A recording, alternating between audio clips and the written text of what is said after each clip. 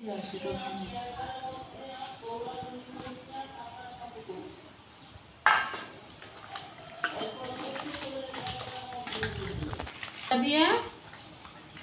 চিকেনটারে মাখিয়ে রাখলাম। প্রায় ঘন্টাখানেক এই দই মাখানো মাংসটা থাকবে। এবারে দই মাখানোর মাংসটুকুনোর ভেতরে এবারে আমি অ্যারারুট মেশাবো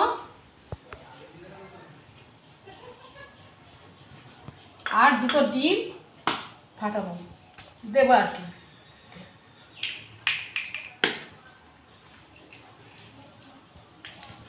এবারে এটাকে ভালো করে মাখবো। এবার মাংসটাকে আমি ম্যারিনেট করে রেখে দিয়েছি, এবারে আমি আস্তে আস্তে তেলের উপরে ছাড়বো।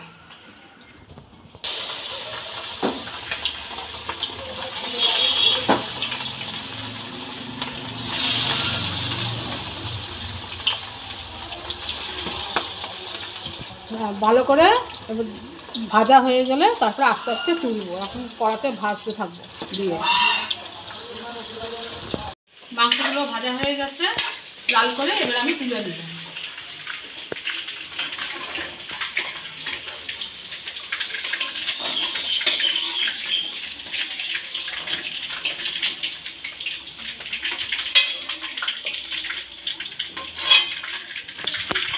একটু জিরা দিলাম আগে,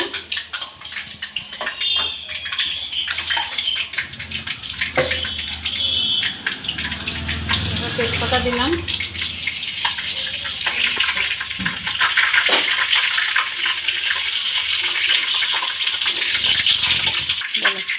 পেঁয়াজ আর ক্যাপসিকাম কেটে রেখেছি সেইটাকে এবার তেলের ওপর দেবো।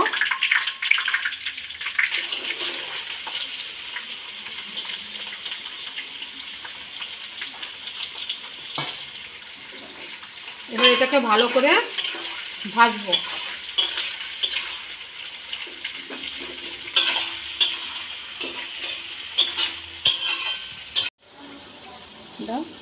এবারে আদা বাটা একটু লঙ্কা বাটা দিলাম, একটু রসুন বাটা দিলাম,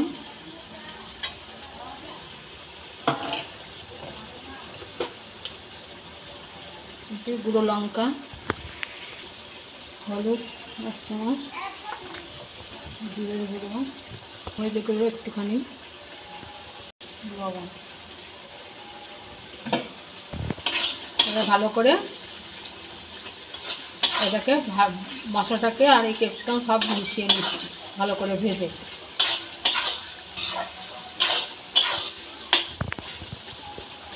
একটু পেঁয়াজটা আর ক্যাপসিকামটা লাল লাল হয়ে গেলে আমি চিকেনগুলো এর উপরে দিয়ে দেবো।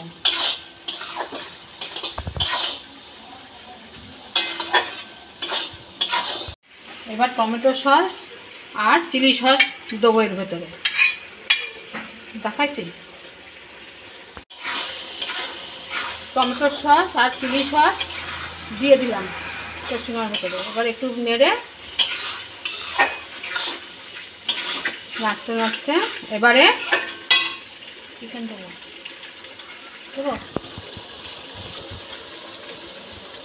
এবার চিকেনগুলো দিয়ে দিলাম,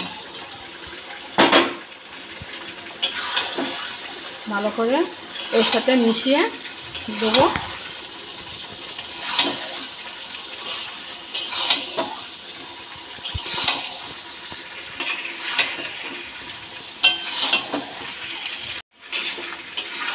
এবার একটু ভালো করে ভেজে নিতে হবে।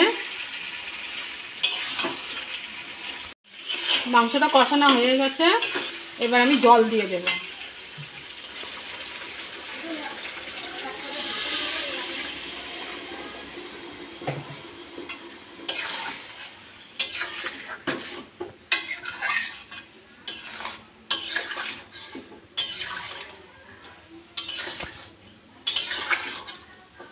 চিলি চিকেনটা আমার হয়ে গেছে, এবার আমি মিট মশলা দিয়ে একটু ভালো করে নেড়ে নামিয়ে ফেলবো।